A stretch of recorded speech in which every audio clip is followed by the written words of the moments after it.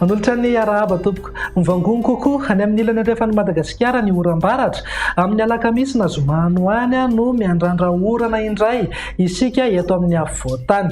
Mialohan'izay anefa dia azo heverina ny mety isina tandrifin-drahona amin'ny serana indrindra ny takariva na ny alina. Raha tazantsika amin'ny sary azo amin'ny zanabolana izao ihany koa dia misy an'io rindrin-drahona na ilay antsoina hoe front ao atsimo andrefa ny lakan-dranon'i Mozambika izay andrandraina hitondra rotsak'orana amin'ny fatra maro eto Madagasikara no any amin'ny faraparan'ny herinandro. Mivinany toetry ny andro ho amin'ny rahampitso maraina dia andraona mety arahana orana malefaka ny voamaraina be ny morontsiraka ny fahatry Melaky, torak'izay ihany koa ny morontsiraka Nalanjorofo sy ny fatra Atsinanana.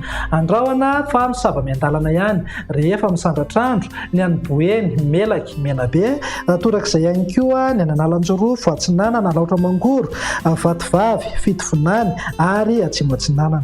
Omaina ny fahatra sisa na ibalika tanteraka mihitsy Ngabe Masoandro. Raha ny tolakandro indray dia azo oram-baratra ny any Melaky, Menabe, Bongolava, Atsimo andrefana, ny Atitany, ny fatra Androy, Anosy ary ny ilany andrefana ny afovoantany.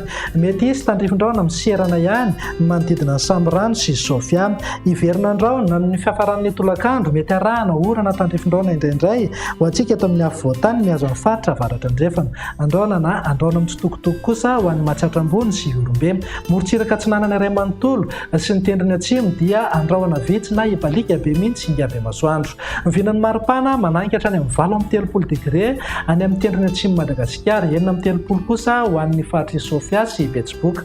Ho antsika eto amin'ny faritra anatiny manodidina amin'ny 9-20 ka hatramin'ny 20 degré ary amin'ny 9-20 ka hatramin'ny 3-30 degré ny maripana ambony indrindra any amin'ny morontsiraka Atsinanana. Mivinany toetry ny andro amin'ny alakamisy indray dia saika ho maina tanteraka aloha ny andro amin'ny ankapobeny ho an'ny morontsiraka Atsinanana sy ny tendrony atsimo Madagasikara. Mety hisy orana malefaka andalo ihany indraindray ny any amin'ny manodidina ny Analanjorofo. Anoram-baratra kosa ny any amin'ny faritra sisa indrindra ho antsika eto amin'ny afovoantany mihazo amin'ny fatra avaratra andrefana.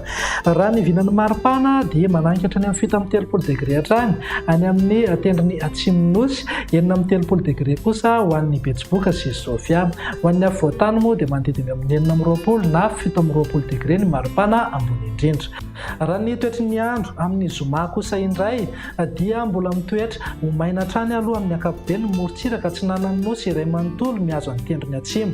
Anoram-baratra mety alohavana na arahana tafiditra indraindray any amin'ny fatra sisa. Mivinan'ny maripana dia tsy misy fiovana firy fa 9-20 na 7-20 degré ny maripana ambony indrindra ho antsika eto amin'ny afovoantany, 5-30 degré kosa any amin'ny fatra avaratra andrefana ary tafiakatra 7-30 degré zany any amin'ny tendrony atsimo.